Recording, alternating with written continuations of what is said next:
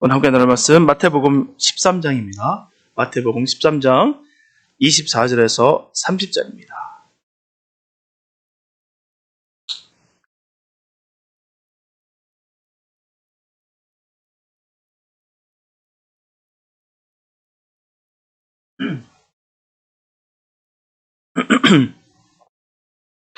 마태복음 13장 24절에서 30절 말씀입니다. 주님의 귀한 말씀 공독해 올립니다. 예수께서 그들 앞에 또 비유를 베풀어 가라사대 천국은 좋은 씨를 제 밭에 뿌린 사람과 같으니 사람들이 잘 때 그 원수가 와서 곡식 가운데 가라지를 덧뿌리고 갔더니 싹이 나고 결실할 때 가라지도 보이거늘 집주인의 종들이 와서 말하되 주여 밭에 좋은 씨를 심지 아니하였나이까? 그러면 가라지가 어디서 생겼나이까? 주인이 가로되 원수가 이렇게 하였구나. 종들이 말하되 그러면 우리가 가서 이것을 뽑기를 원하시나이까? 주인이 가로되 가만두어라. 가라지를 뽑다가 곡식까지 뽑을까 염려하노라. 둘 다 추수 때까지 함께 자라게 두어라. 추수 때 내가 추수꾼들에게 말하기를 가라지는 먼저 거두어 불사르게 단으로 묶고 곡식은 모아 내 곳간에 넣어라 하리. 아멘. 저는 딱 교회에 들어오면은 이 교육관층을 바라볼 때, 이 교육관을 바라보면 그 어떤 것보다도 탁 띄는 게 있어요. 그 무서운 잡초들이 눈에 확 들어옵니다. 다른 게 보여야 되는데 벌써 거기가 딱 보여져요. 그래서 헌신하신 집사님이 계셔서 철에 따라 이 잡초들을 잘 정리해 주시지만 자라는 것을 볼 때마다 참 마음이 불편합니다. 심란해요. 잡초는 잘라내고 또 잘라내고 또 잘라내도 여지없이 무성하게 자랍니다. 정말 잔인할 정도로 잘 자라요. 그리고 파킹랏에서도 중간중간에 그 아스팔트를 뚫고서 이 잡초가 튀어나옵니다. 어마무시합니다. 흔히 사람들은 모질게 살아온 인생을 잡초에 비유합니다. 그것은 잡초에 강인한 생명력이 있기 때문이고요. 그에 빗대서 잡초 같은 인생이라고 많이들 비유하는 거예요. 그렇다면 왜 잡초는 강할까요? 잡초는 암술과 수술이 한 꽃 안에 다 들어가 있어요. 그래서 곤충의 도움이 없이도 스스로 수정할 수가 있습니다. 그래서 잡초만큼 생명력이 강한 식물도 없다는 거예요. 그래서 아무리 뽑아낸다 할지라도 다시 자라내며 이 개체 수도 많습니다. 그래서 잡초의 강한 생명력의 근원은 크게 세 가지 부분에서 우리가 찾아볼 수가 있습니다. 첫째, 싹을 틔우는 시기가 다른 식물보다 빠르다는 것입니다. 잡초는 추위가 사라지지 않은 바로 2월달 말부터 논밭에서 나타나기 시작합니다. 그래서 겨울이 되기 전에 미리 싹을 틔워놓고 땅바닥에 납작하게 붙어있다가 이른 봄이 되면 본격적으로 생장하기 시작합니다. 둘째는 잡초의 성장 속도가 매우 빠르다는 겁니다. 대다수 잡초는 강한 햇빛이나 건조한 날씨일지라도 잘 견딥니다. 몸속에 이산화탄소를 저장해놓고 있다가 광합성에 이용할 수가 있어요. 그래서 다른 식물에 비해서 훨씬 빨리 자라는 겁니다. 셋째, 잡초의 씨가 작고 많기 때문입니다. 대부분의 잡초는 한 포기에서 보통 20만 개의 씨를 만들어내며 씨앗이 가벼워서 멀리까지 퍼질 수가 있어요. 이러한 잡초를 통해서 우리는 우리 신앙의 밭을 한번 생각해 봐야 됩니다. 풍성하게 곡식을 거둬야 되는데 곡식은 없고 온통 잡초만 무성하게 된다면 너무나도 가슴 아픈 일이에요. 끔찍한 일이 아닐 수가 없습니다. 제가 살구나무 아래 잡초들을 보고서 마음 상해있는 것보다 우리 주님께서 우리 마음밭에 알곡은 하나도 없고 온통 가라지가 있는 그 모습을 볼 때 더욱 아파하시고 고통스러워하실 것입니다. 오늘 본문은 알곡과 가라지에 비유된 말씀이에요. 오늘 본문을 통해서 하나님께서 우리에게 말씀하시고자 하는 그 뜻과 섭리가 무엇인지를 생각해 보면서 함께 은혜를 나누겠습니다. 첫째, 알곡과 가라지는 한 곳에 있습니다.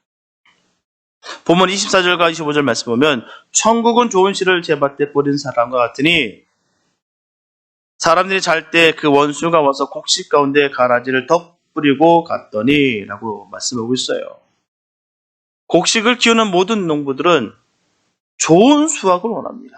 좋은 열매, 상품 가치가 좋은 것들, 정말 좋은 열매를 많이 걷기를 원합니다. 그러나 농부의 간절한 바람에도 불구하고 때로는 원치 않는 가라지가 많이 나와 힘들어할 때도 있다는 것입니다.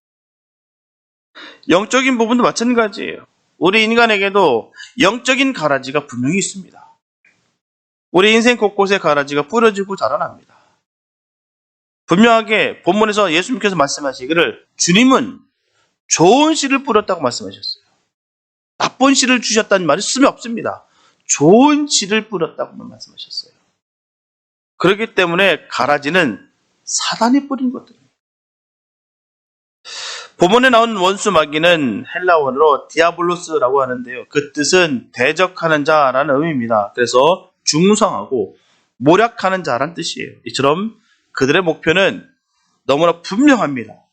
가라지를 많이 심어서 천국의 아들들에게 타격을 주고 하나님의 작품이어야 할 세상을 더욱 악하게 또한 추하게 만들려 하는 것입니다. 여기서 중요한 것은 빛과 어둠이 함께 거하듯이 알곡과 거지는 함께 거합니다. 그래서 신자, 불신자가 다른 곳에 따로 거하는 것이 아니라 때로는 같은 교회 안에 그리고 같은 세상 안에 함께 거하는 거예요. 로마서 7장 22절과 23절 말씀 보면 내 속사람으로서는 하나님의 법을 즐거워하되 내 지체 속에서 한 다른 법이 내 마음의 법과 싸워 내 지체 속에 있는 죄의 법 아래로 나를 사로잡아 오는 것을 보는도다 라고 말씀하고 있어요. 이처럼 사도 바울이 고민한 그대로 우리 마음속에는 육체의 소욕과 성령의 소욕이 함께 거하여 이 두 마음이 언제나 싸우며 투쟁합니다. 늘 엎치락 뒤치락 하는 거예요. 육적인 생각, 영적인 생각. 이 두 마음 중 성령의 소욕이 이길 때 우리는 영적인 인물이 되는 거예요. 하지만 육체의 소욕이 우리를 사로잡을 때는 우리는 세상 사람과 같은 주님을 버리는 배반자가 될 수가 있습니다.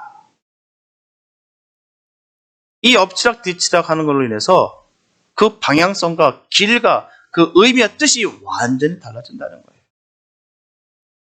그러므로 우리는 이 세상을 선이나 악 중 어느 하나만 존재하는 세상이 아니라 선과 악이 모두 공존하는 세상이며 이 두 가지 덕목 중에서 우리의 선택과 행위에 의해 이 세상은 선하게도 그리고 악하게도 될 수 있다는 사실을 잊지 말아야 됩니다. 둘째, 주님은 알곡에만 관심이 있어요. 요한복음 15장 1절과 2절 말씀 보면 내가 참 포도나무요 내 아버지는 그 농부라. 물은 내게 있어 과실을 맺지 아니하는 가지는 아버지께서 이를 제해버리시고 무릇 과실을 맺는 가지는 더 과실을 맺게 하려 하여 이를 깨끗게 하시느니라. 이렇게 농부로 비유하신 하나님께서는 과실을 맺지 못하는 가지는 제해버리시고 과실을 맺는 가지는 더 과실을 맺게 하신다라고 말씀하셨어요. 우리가 기억해야 되는 것은 성령님은 열매 같으십니다. 갈라디아서 5장 22절과 23절 말씀 보면 오직 성령의 열매는 사랑과 희락과 화평과 오래 참음과 자비와 양선과 충성과 온유와 절제니 이 같은 것을 금지할 법이 없느니라. 분명하게 성부, 성자, 성령 하나님을 믿는다고 하면서 믿음의 열매가 보이지 않는다면 그것은 지금 썩은 나무입니다. 마태복음 7장 17절과 18절 말씀 보면 이와 같이 좋은 나무마다 아름다운 열매를 맺고 못된 나무가 나쁜 열매를 맺나니 좋은 나무가 나쁜 열매를 맺을 수 없고 못된 나무가 아름다운 열매를 맺을 수 없느니라 라고 말씀하셨어요. 여기서 못된이라는 헬라 원어 사프로스는 형용사로서 썩은, 부패한 이런 뜻입니다. 그래서 못된 나무라는 말보다는 썩은 나무라 해야 더 원문에 가까운 번역이에요. 못된 나무가 아닌 썩은 나무. 분명하게 주님은 제자들에게 자신이 포도나무라고 말씀하셨고요. 제자들에게는 가지라고 비유하셨습니다. 저와 여러분들은 가지예요. 사실 열매는 내가 애쓰고 힘들게 노력해서 맺는 것이 아닙니다. 저절로 맺혀지는 거예요. 그러나 나의 육신의 욕구와 정욕 때문에 성령님을 슬프게 하고 성령님이 자신의 주권대로 사용하시도록 나를 내어놓지 아니하고 성령님께 무례행하여 성령님을 소멸시키면 성령님은 나를 통해 열매를 맺을 수가 없습니다. 분명하게 성령님은 나의 의지를 강제로 꺾지 아니하시고 인격적 감화와 순복을 통해서 자발적으로 나의 의지를 들으시기를 원하는 분이십니다. 그렇기 때문에 열매를 맺지 못하는 이유는 전적으로 내 책임이에요. 이처럼 주인의 관심은 오로지 알고게만 있습니다. 그러나 우리가 잊지 말아야 되는 것은 주님의 은총은 가라지에게도 똑같이 내려진다는 사실입니다. 마치 의인과 악인 모두에게 똑같이 햇빛과 비의 은총이 주어지는 것처럼 주님의 그 은총은 알곡과 가라지 모두에게 동등하게 임한다는 거예요. 하지만 그것이 가라지에 대한 주님의 관심이나 사랑 때문은 결코 아닙니다. 그것은 가라지를 뽑다가 알곡까지도 다치게 할까봐 추수까지 기다리는 알곡에 대한 주님의 놀라운 사랑 때문입니다. 본문 29절에 보면 주님은 말씀하세요. 주인이 가로되 가만두어라. 가라지를 뽑다가 곡식까지 뽑을까 염려하노라. 그러므로 하나님의 은총이 의인과 악인 모두에게 공평하게 베풀어진다고 불평하지 마시기 바랍니다. 하나님의 특별하신 사랑이 내게는 임하지 않는다고 원망하지 마시기 바랍니다. 의인이 악인보다 고난당하고 고통받는다고 해서 좌절하지 마시기 바랍니다. 그것은 하나님께서 악인을 사랑하거나 보호하기 때문이 아니라 도리어 그것을 통해서 의인을 보호하시고 돕기 위함이며 가라지 때가 추수할 때까지인 것처럼 그들의 때는 최후의 심판 때까지이기 때문이에요. 주님의 명확한 뜻이 있습니다. 명확한 계획이 계세요. 그렇기 때문에 우리는 하나님의 그 계획과 하나님의 그 의지에 우리는 순복하는 것입니다. 내 뜻과 내 생각과 내 의지에 따라서 하나님을 우리가 재평가하는 것이 아니라 우리는 철저하게 주님의 그 계획 가운데 그 과정 모든 결과를 목도하는 거예요. 믿음으로 감사하며 주님의 길을 걸어가는 것입니다. 그다음 본문 27절에서 전하고 있듯이 집주인의 종들이 와서 말하되 주여 밭에 좋은 씨를 심지 아니하였나이까? 그러면 가라지가 어디서 생겼나이까? 라는 질문에 대해서 답을 가지고 있어야 합니다. 다시 말씀드리면 주인은 분명 좋은 씨를 심었는데 왜 가라지가 어디서 생겼냐라는 거예요. 본문 25절 전반부에 보면 사람들이 잘 때 그 원수가 와서 라고 말씀하고 있어요. 언제요? 사람이 잘 때. 원수가. 이렇게 마귀가 일한 시간은 어두운 때입니다. 어두운 때. 그 활동이 잘 드러나지 아니하고 사람들에게 인식되지 않을 때. 영적으로 지치고 피곤하여 사람들이 안식하고 방심할 때. 그러나 성도에게 방심은 절대금물입니다. 영적으로 어두워질 때 반드시 사단은 틈타게 돼 있어요. 틀림없습니다. 오늘 주님께서 명확하게 우리에게 말씀해 주시는 거예요. 그 원수가 언제요? 일하는 시간이 어두운 때라고 분명히 얘기했습니다. 우리가 영적으로 늘 어두워질 때가 있다라는 것이죠. 예외가 없습니다. 누구든 그럴 수가 있어요. 참 이 때를 참 우리는 경계하고 조심해야 돼요.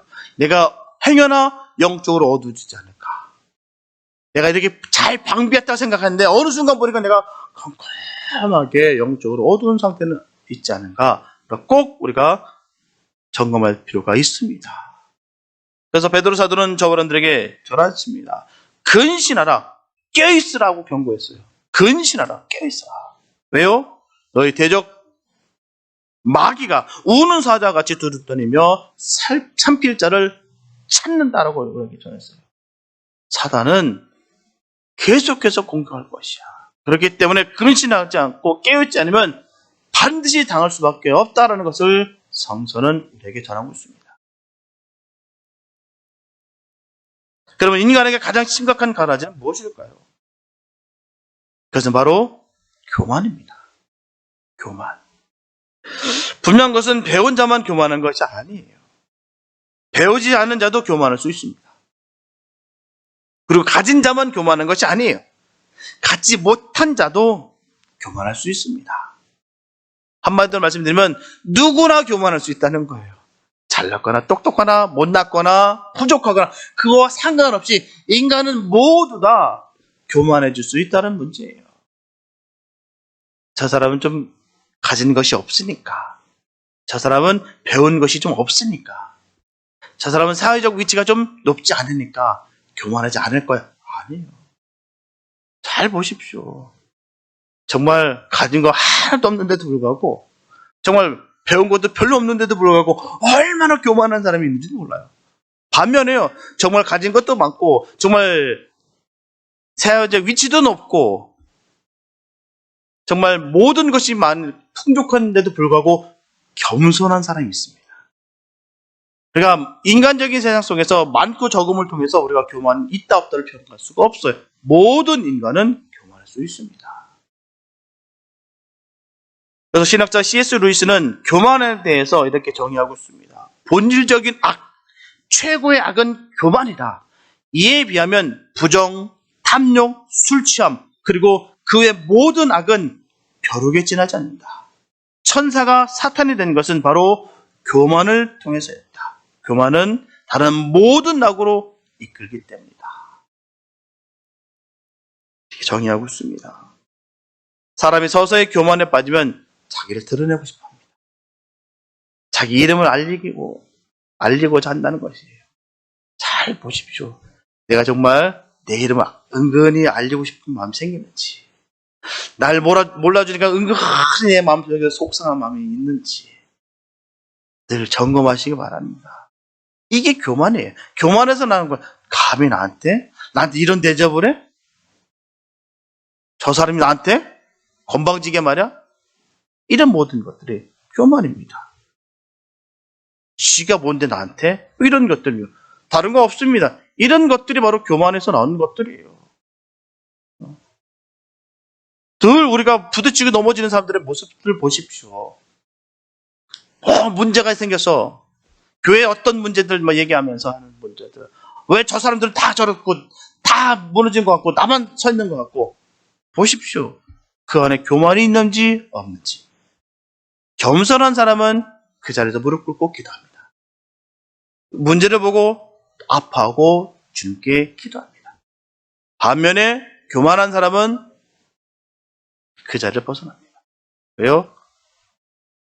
자기를 알아주지 못하니까. 내 마음속에 늘 이 마음이 없는지 점검했으면 참 좋겠습니다.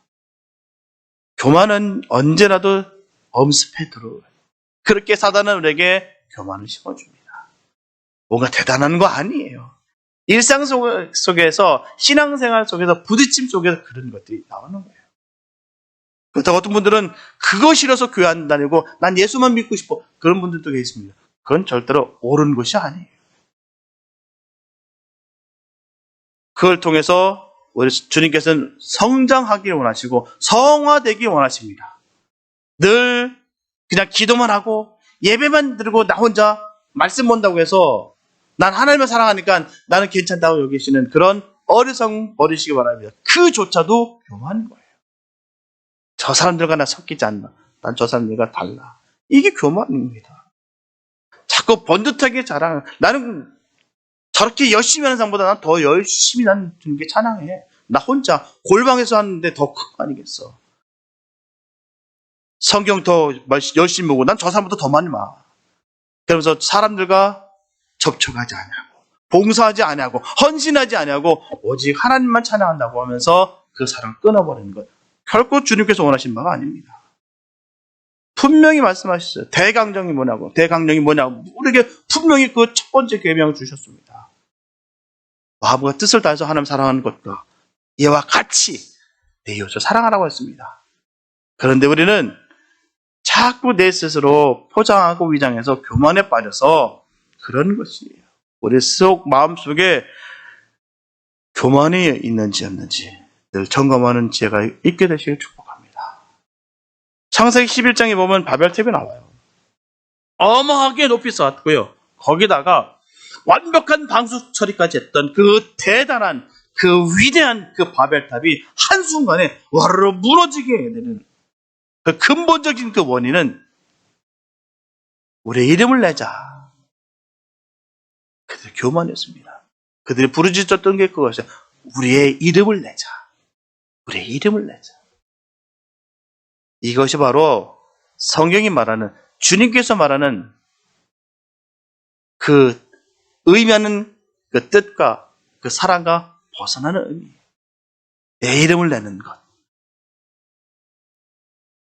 성경 우리에게 분명한 경고의 메시지를 주고 있습니다. 바로 자기를 내세울수록 교만은 결국 패망을 불러온다는 거예요. 철저하게 자기 이름을 감출 수 있는 복된 은혜가 있게 되시기 바랍니다. 주님이 기억하고 계세요. 주님만 아시면 되는 거 아니겠습니까? 다른 사람 아무도 몰라도 괜찮습니다. 그러나 철저하게 주님을 알고 계세요. 그렇기 때문에 우리 주님은 대단하신 거고요. 또한 그 모든 것들을 하나도 잊지 아니하시고 그대로 신원하시기 때문에, 계산하시기 때문에, 심은 대로 복을 주시기 때문에 우리는 염려할 것이 없어요. 남이 알아주고 뭐가 필요합니까? 남이 다 알아줘도 우리 주님이 몰라주면 아무 소용 없습니다. 철저하게 나의 이름을 감추는 복된 은혜가 있게 되시기 바랍니다. 주님이 다 알고 계세요. 주님이 다 기억하시고 그에 따른 복된 역사가 우리 삶 가운데 그대로 이루어질 줄 믿습니다. 저는 이 말씀을 믿어요. 그 말씀을 믿기 때문에 아쉬울 것도 없고요. 원망스럽고 짜증날 것도 없습니다. 왜요? 주님 아시는데요. 아무리 코너에 몰리고 아무리 심각하고 아무리 내가 정말 우겨싸움을 당하는 것 같으나 주님이 함께 계신데 무엇이 두렵겠습니까? 내가 주님 앞에 더 바로 서려고 노력하는데 주님께서 우리를 외면하실 리가 없습니다. 철저하게 우리는 교만은 결국 패망을 불러온다는 그 사실을 꼭 기억하는 그런 복된 은혜가 있게 되시기 바랍니다. 저와 여러분들 잊지 말아야 되는 것은 언제라도 우리는 알곡에서 가라지가 될 수 있다는 그 사실이에요. 철저하게 기억하시기 바랍니다. 알곡에서 가라지가 될 수 있다는 그 사실 말이에요. 자기 스스로는 알곡이라고 생각하였고요. 그렇게 믿어왔는데 언제부터 알곡이라기보다는 사단의 도구인 바로 가라지와 같은 삶을 살아가고 있다는 거예요. 그 모습을 볼 때마다 얼마나 마음 아픈지 몰라요. 본인은 알곡이래요. 근데 제가 봤을 때는 결코 알곡과 같은 삶을 살지 않습니다. 가라지와 같은 삶을 살고 있어요. 그런데도 불구하고 영적으로 어두우니까 어두울 때 그 사단이 씨를 뿌린다고 했는데 정말 그 어두워지니까 자기 자신을 결코 못 보더라는 것이죠. 얼마나 마음이 아픈지 모르겠어요. 그 모습 볼 때마다. 그래서 저와 여러분들은 우리 인생을 흉하게 망치고 있는 이 가라지의 존재를 꼭 파악하시기 바랍니다. 그걸 알아야 돼요. 어떤 것이 가라진 것이며 이 가라지를 통해서 내가 어떻게 망가질 수 있고 파괴가 될 수 있는지를 꼭 우리는 알아들 줄 있습니다. 마음에 가득한 교만을 버리시고 하나님만을 섬기는 마음을 늘 간직하게 되시기를 축복합니다. 늘 마음을 비워야 돼요. 내가 모든 것을 이루기 위해서 내가 진료할 때 문제가 생깁니다. 어떤 목사님 그 책을 보고 했는데 너무 마음이 탁 와닿더라고요. 20대는 나를 세우기 위해서 돌을 들었다. 30대는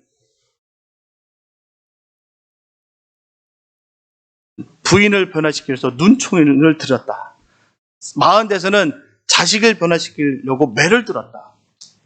근데 50대 대선이 나를 변화시키려 보니 나를 내려놨다. 어떤 목사님의 그 앞에 책 로고에 붙여놓은 거예요. 우리의 가득한 모든 것들 다 내려놓으시기 바랍니다. 그리고 내려놓으신 그 상태에 오직 주님의 사랑으로 꽉 채우시기 바랍니다. 그게 필요한 거예요. 우리의 모든 가라지를 다 뽑아내시네요.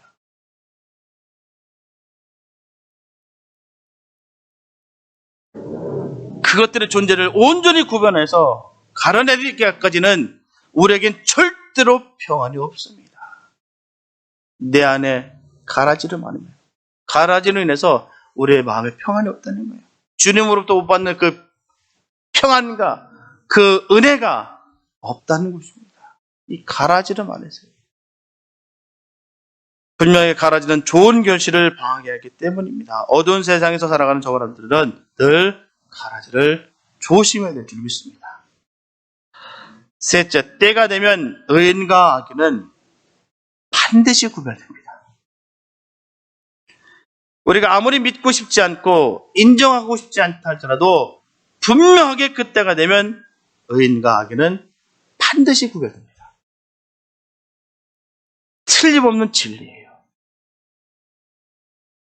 예수님의 좌우에 갈라선 양과 염소와 같이, 소돔과 고모라 때의 롯과 죄악의 도성과 같이, 그리고 심판 때의 의인과 같이 선과 악은 반드시 구분되고 의인과 악인은 반드시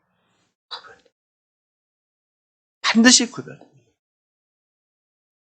그때 주인은 알곡은 모아 곡간에 들이고 쭉저기는 모아 꺼지지 않는 불에 던지는 것과 같이 의인에게는 상급으로, 반면에 악인에게는 영벌로 구별하십니다. 또한 그때의 구별은 의인의 보호를 위한 구별이에요. 죄악의 도성 소돔과 고모라에서 롯을 구원하기 위해서 구별하셨던 것 같이, 그리고 홍수로부터 노아를 구원하기 위해서 구별을 쓰던 것 같이, 주님은 의인을 구별하시되 구원과 축복을 위해 반드시 구별하신다는 것입니다. 악인과 함께 떠내려가지 않아요. 반드시 구별합니다. 의인과 악인 반드시 주님께서 구별하신다는 거예요. 우리 이 말씀에 경각심을 가져야 됩니다. 이런 구별을 위해서 주님은 의인을 위한 특별한 방법을 늘 예배해 주셨다는 것을 우리가 기억해야 됩니다. 그래서 노아를 위해서 방주라는 특별한 방법을 예배하셨고요. 롯을 위해 천사의 방문이라는 특별한 방법을 사용하셨던 것처럼 주님은 의인을 위한 특별한 방법을 예배하시고 사용하십니다. 이것이 의인과 악인의 궁극적인 차이예요. 주님은 악인의 고통과 고난에 대해서는 무관심하시지만 의인의 고통은 결코 내버려 두지 않습니다. 어떤 환경과 여건에서도 보호하시고 인도하신다는 거예요. 시편 91편 7절에 보면 천인이 내 곁에서 만인이 내 우편에서 엎드러지나 이 재앙이 내게 가까이 못하리로다. 저는 이 말씀을 믿습니다. 주님이 세우신 그 의인은 어느 누구도 건질 수 없습니다. 옆에서 천인이 만인이 다 엎어진다 할지라도 그 주님께서는 그 재앙을 그에게 덮지 않으십니다. 철저하게 보호하신다는 거예요. 그렇다면 의인과 악인의 구별은 어떻게 이루어질까요? 첫째, 의인과 악인의 구별은 믿음에 의해서 이루어집니다. 이렇게 의인과 악인을 구별하는 기본적 기준은 바로 믿음이에요. 믿음으로 말미암아 바로 의인과 악인이 구별되는 것입니다.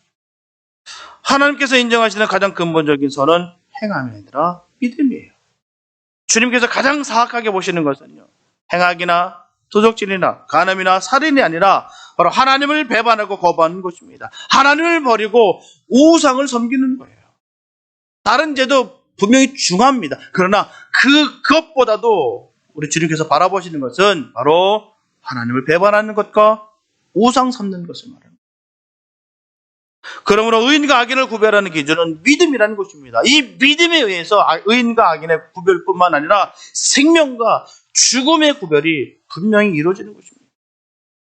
로마서 14장 23절 후반부에 보면 믿음으로 조차하지 아니하는 모든 것이 죄니라. 둘째, 의인과 악인의 구별은 행함에 의해 이루어집니다. 하나님의 우편에 있는 양이 사랑을 실천한 자요, 하나님의 왼편에 있는 염소가 사랑을 실천하지 아니한 자였듯이 선을 행하는 것과 선이 무엇이며 무엇을 행하여 할지를 알면서도 행치 않은 것, 이것에 의해 의인과 악인은 분류됩니다. 왜냐하면 이런 선은 그의 믿음의 증거이기 때문이에요. 야고보서 2장 17절에는 이와 같이 행함이 없는 믿음은 그 자체가 죽은 것이니라 말씀하고 있습니다. 분명히 종들은 가라지를 뽑기 원해요. 그러나 하지만 그때 주님은 대답하십니다. 가만둬라. 가라지 뽑다가 곡식까지 뽑을까 염려하라. 둘 다 추수 때까지 두라. 그 이유는 가라지가 처음에는 구별이 안 돼요.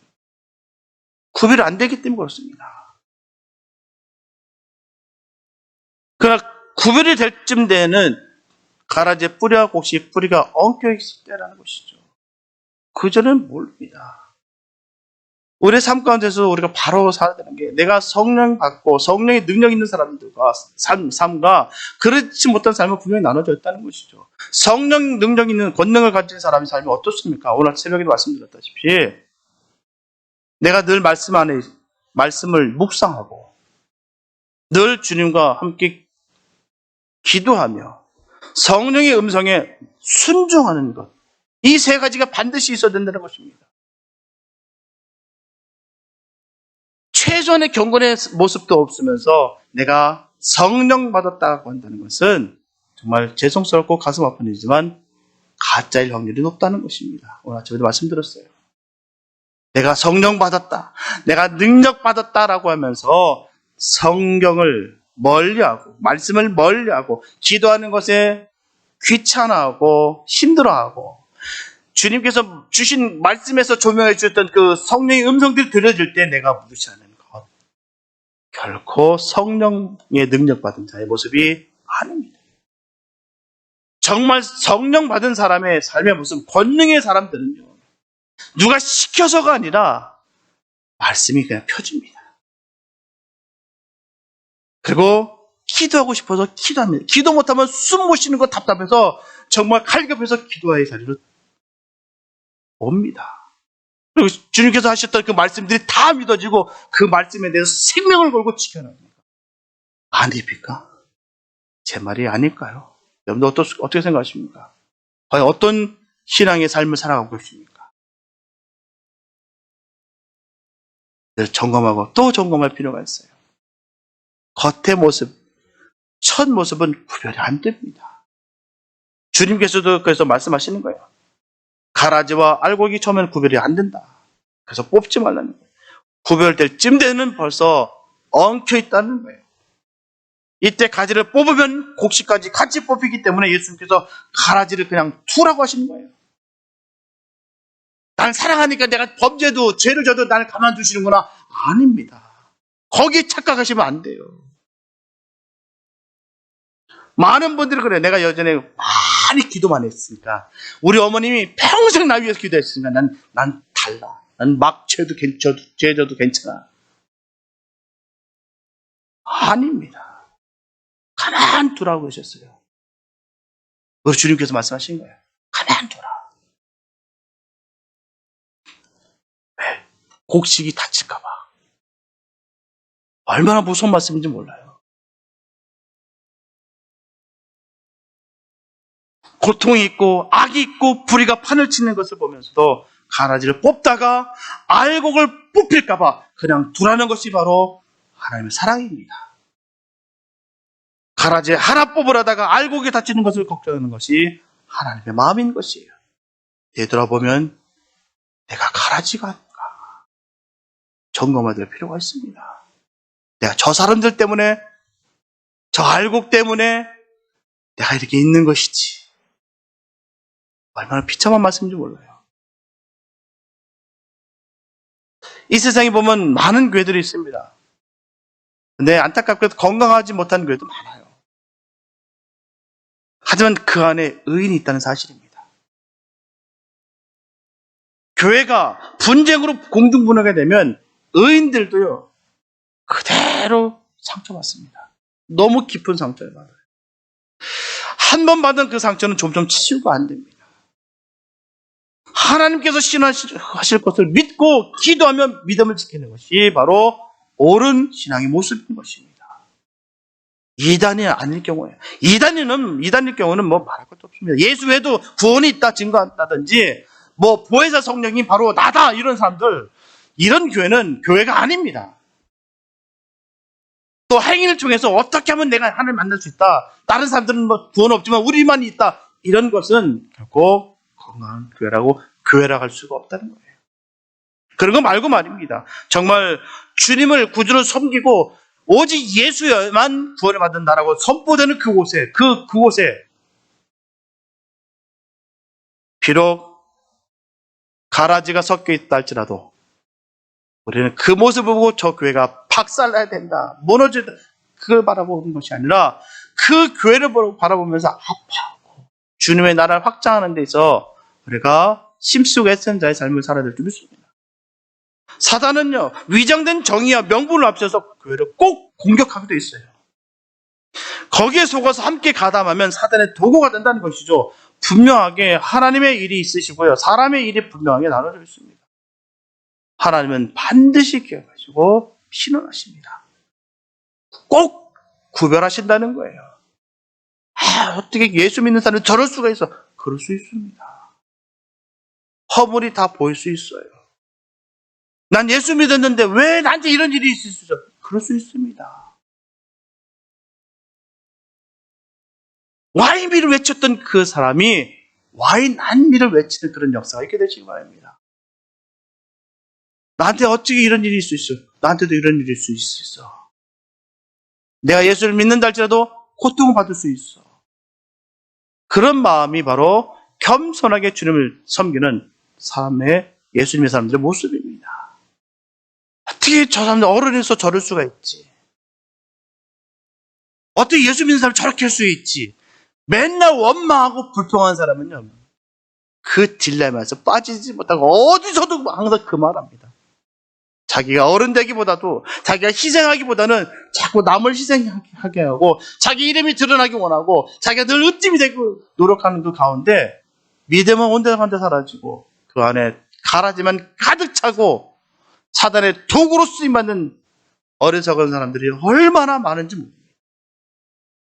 우리는 우리 주님께서 말씀하셨듯이 뱀같이 지혜롭고 비둘같이 순결해야 될 줄 믿습니다. 뭐가 가라지 노릇을 하고 있는 것인지, 뭐가 알곡의 삶을 살아가고 있는지 분명히 구별하고 살아야 됩니다. 여기서 중요한 것은 가라지인 줄 알고 뽑다가 곡식까지 뽑을 수 있기 때문에 주님은 가라지를 뽑던 것, 판단하는 것은 우리에게 맡기지 않으셨다는 거예요. 아, 저 사람은 가라지다. 아, 저 사람은 아니야, 가짜야, 아니다. 이런 것은 우리를 통해서 판단하고 주시고 정죄하라고 우리에게 기회를 주신 적이 없으십니다. 그 모든 것은 주님의 주권에 있는 거예요. 우리에게 맡기시지 않으셨습니다. 그러므로 우리는 내가 하나님께 알곡된 이 사실만을 감사하고, 때로는 가라지가 나를 괴롭힐지라도 그 일 때문에 더 기도하고 더 사랑하려고 노력해서 더 성숙한 알곡 되시기를 바랍니다. 그게 바로 다른 성도의 삶의 모습이에요. 그게 바로 성령의 능력의 능력자의 모습입니다. 권세자의 모습이에요. 어른이 어린처럼 놉니까? 어른은 어른다는 거죠. 성령의 권능 받은 사람이 어떻게 살아가야 됐습니까? 더 넉넉하고 품어주고 기도해주고, 그게 바로 성령의 권능자의 모습 아니겠습니까? 같이 삐지고 같이 틀어지고 같이 충돌하고 같이 욕하고 같이 저주하고, 이렇게 어떤 이 모습이 어떻게 성령의 권능자의 모습입니까? 어른이 되면 어른의 모습대로 살아가는 거예요. 아이들처럼 똑같이 행동하면 그 사람은 어른을 대접받지 못합니다. 어른이라고 나이가 많다고 해서 어른 대접받는 거 아니에요. 어른으로서 삶을 살아야 어른인 거예요. 저 우리 교회에 그런 분들이 계셔서 참 감사해요. 그런 분들이 많으세요. 부자가라서가 아닙니다. 내가 봤을 때는 그분이 우리 교회에서 금전적으로 봤을 때는 그런 부자가 아닙니다. 그런데도 불구하고 저는 그분이 가져오기 위해서 큰 부자라고 봅니다. 나눌 수 있는 것. 그거 아무나 못해요. 왜요? 그거 갖고 나 먹고 나 쓰기 한번 다 쓸 수 있는데 딱 안 하고 섬깁니다. 흘려보내요. 그게 어른이에요. 그러니 어른 대접 받는 것입니다. 아무리 내가 사회적 위치가 높고 가진 게 많고 나이가 연배가 높다 할지라도 어른 대접 받는 거 아니에요. 그게 바로 어른입니다. 어른은 어른의 모습, 어른의 삶을 살아야 어른인 거예요. 알곡은 알곡의 삶을 살아야 알곡입니다. 알곡인 줄 알고 있지만 삶 자체는 늘 가라지와 같은 삶을 살아가면서 나는 알곡이네. 나 때문에 저희 가라지 안 뽑고 있네. 이런 착각 버리시기 바랍니다.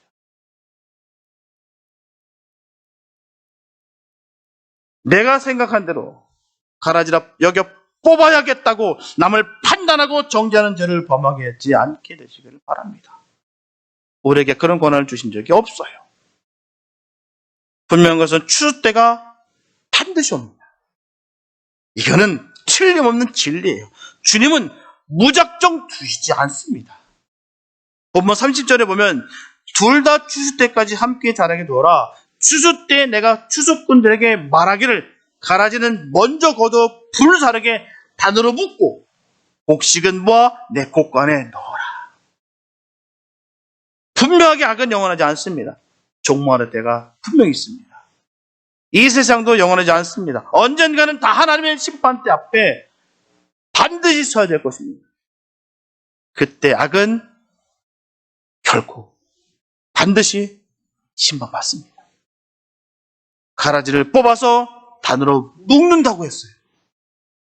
본장 39절에서 42절에서 종말의 결과를 분명하게 말씀하고 있습니다.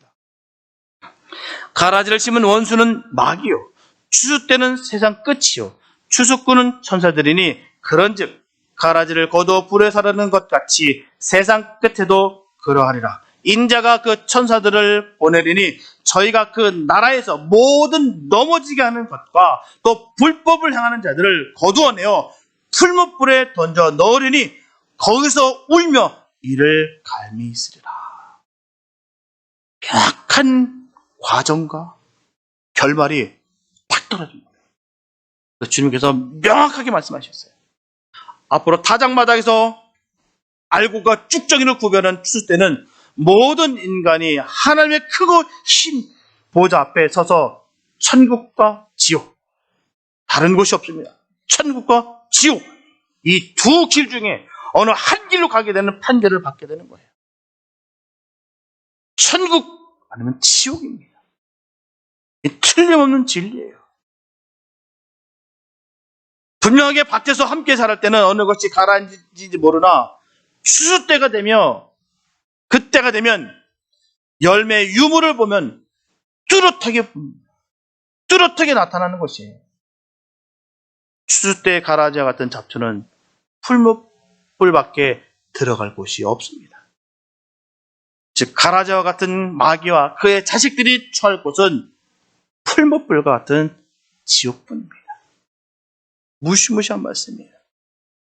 알곡은 예수 그리스도로 인하여 깨끗하게 죄 씻음 받은 의인입니다.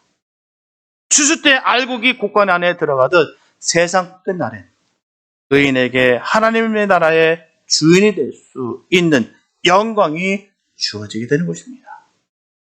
그래서 저와 여러분들은 지금 우리가 알곡된 것 감사하시고 더 충실한 알곡이 될 수 있도록 날마다 믿음 생활 잘하다가 마지막 추수 때가 되는 아버지의 나라에서 생명의 면류관을 받는 예수님의 사람들이 다 되시기를 예수의 이름으로 축복합니다. 사랑하는 성도 여러분, 가라지가 많은 세상이에요. 정말 가라지가 많습니다. 가라지의 위장성과 잠복성과 번식성을 꼭 기억하시기 바랍니다. 숨어 있어요. 내 속에 있는 가라지를 반드시 뽑아내시기 바랍니다. 그래서 하나님이 기뻐하시는 알곡 같은 온전한 성도가 되시기를 축복합니다. 요즘 시대를 보면 추수 때가 정말 그리 멀지 않은 것 같아요. 시대를 바라보면 참 그렇습니다. 어쩌면 이렇게 흉흉한지 몰라요. 나라와 나라대로 충돌하고 있고요. 지금 많은 것들이 지각 변동이 태동하고 있습니다.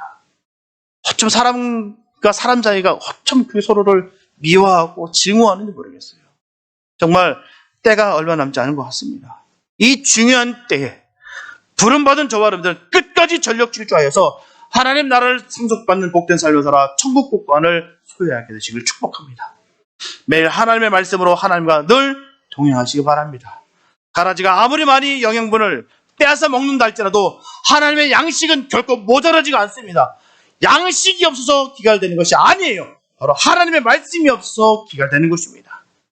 하나님의 말씀으로 풍성한 삶을 늘 누리시기를 축복합니다. 그래서 우리는 믿음과 사랑과 복음을 심는 일에 힘써 마지막 추수 때 풍요롭고 귀중한 알곡성도 다 되시기를 예수님의 이름으로 축원합니다. 기도합니다. 하나님 감사합니다. 아버지, 우리가 알곡된 것 감사합니다. 하나님, 그러나 우리가 늘 경계하고 조심해야 될 것은 우리가 알곡인 줄 알았으나 축정이 같은 삶을 살아가고 있었던 것은 아닌지 다시 한번 점검할 수 있는 지혜를 우리에게 주시옵소서.